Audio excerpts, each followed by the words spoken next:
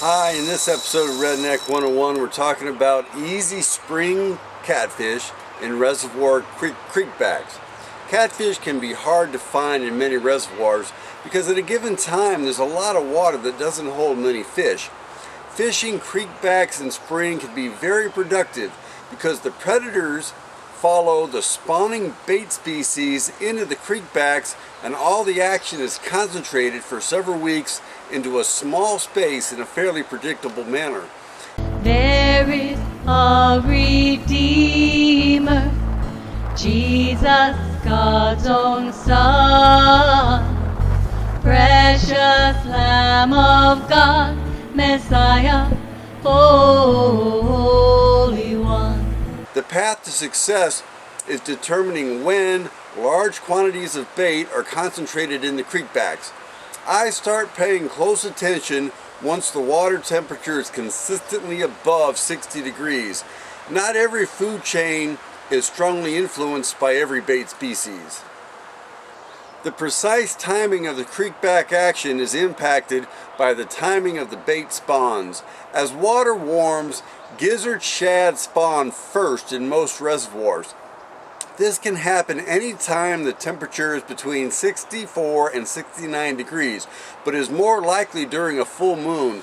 Keep in mind that shallow creekbacks warm more quickly than the main lake, especially if they are stained and get lots of sun. Sunny days or a warm rain can accelerate the start of the gizzard shad spawn. A cold rain or a cold snap, especially with cold windy nights, can slow things down or delay it. It's better to be on the water a few days early than to get there too late. Some creekbacks warm faster than others and are the ones that will turn on first. I like muddy water. It warms fast and it gives shad a sense of security. The threadfin shad spawn is next in most reservoirs, and their spawn may overlap with gizzard shad. Usually threadfins wait for water temperatures to be consistently between 67 and 70 degrees. You don't need to worry too much about which species is spawning. If you see lots of bait on the sonar or busting on top, you're in a good spot. We like to cruise the creekback from main channel depths from 15 feet deep, moving upstream to the main channel depth is about 3 feet, and we're looking for where the bait is, and then we stop and fish that area. Sometimes we span the whole range of depths, channel depth from 15 feet to 3 feet, with jugs and let the early jug action tell us where to stop and fish with our poles.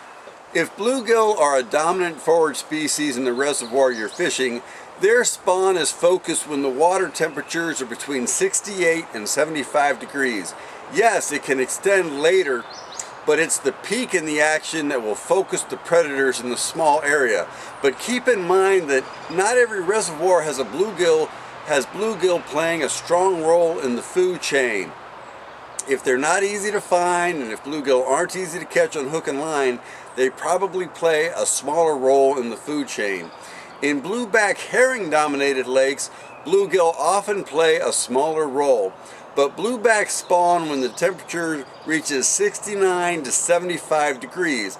Their spawn is also likely to get a boost from a full moon on a cloudless night, but the blueback spawn also has a quick off switch as waters approach 80 degrees and the thermocline gets deeper than the creek bottom.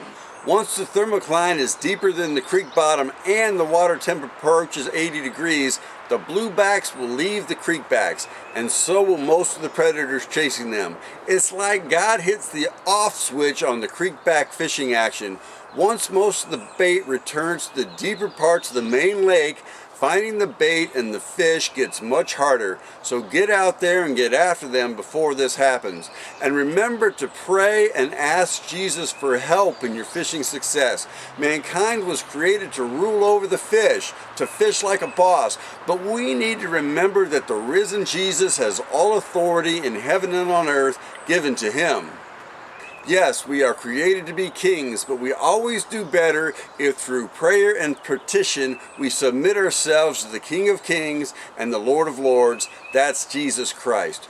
We don't worry about matching our bait to the dominant forage in the creekback at a given time. It's more about putting a bait catfish-like in front of the fish in the right place at the right time. Catfish feeding strongly on bluebacks won't hesitate to eat cut shad or shrimp. But as always, flatheads prefer live fish for bait, and we've always done better avoiding prepared baits in favor of natural bait offerings. Not too high with the rod tip. Keep it coming, keep it coming. There we go. All right. Oh, that's about a 5-pound fish, I think. Nice fish. Good job. I tremble at the thought of Judgment Day. Lord, I am not ready. Please don't return just yet, for all my sins are put away. My cross is on the floor and I would burn.